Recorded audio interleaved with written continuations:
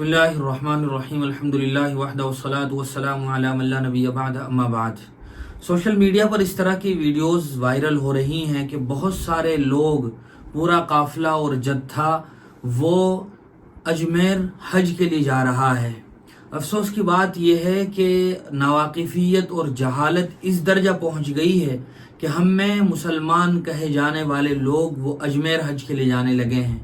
یاد رکھنا چاہیے کہ اجمیر کی کوئی فضیلت نہیں ہے، وہاں بہت مشہور بزرگ آرام فرما ہیں، وہاں دفن ہیں، لیکن اجمیر شریف کی کوئی فضیلت نہیں ہے۔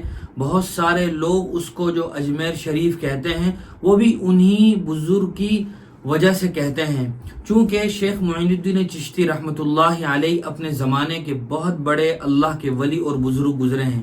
اللہ تعالیٰ نے ان کو لاکھوں لوگوں کے قبول اسلام کا ذریعہ بنایا تھا، لیکن خود جب ان کو حج کی ضرورت پیش آئی تھی تو وہ بھی حج کرنے کے لیے کعبۃ اللہ ہی یعنی مکہ شہر ہی تشریف لے گئے تھے۔ اور جو کچھ آج کل ان کی قبر پر ہو رہا ہے اور جو کچھ ان کے مزار پر ہو رہا ہے وہ شرک اور کفر کی وہ واہیات اور خرافات باتیں ہیں کہ جن کا شریعت اسلام سے کوئی تعلق نہیں ہے۔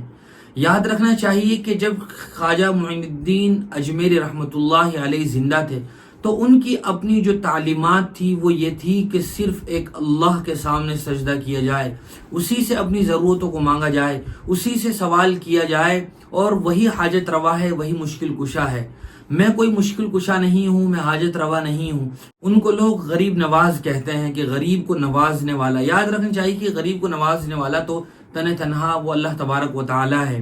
اللہ تعالی ہی ضرورتیں پوری کرتے ہیں، غریبوں کو، امیروں کو، سب کو اللہ تعالی ہی نوازتے ہیں۔ افسوس یہ ہے کہ لوگ وہاں اب اس مقصد کے لیے بھی جانے لگے ہیں۔ یاد رکھنا چاہیے کہ حج صرف اور صرف ایک جگہ کا ہوتا ہے، یعنی کعبۃ اللہ کا مکہ شہر میں، وہ بھی مخصوص دنوں میں ہوتا ہے، اور اس کے علاوہ دنیا میں کہیں بھی حج نہیں ہوتا ہے، اور جب چاہے حج نہیں ہوتا ہے۔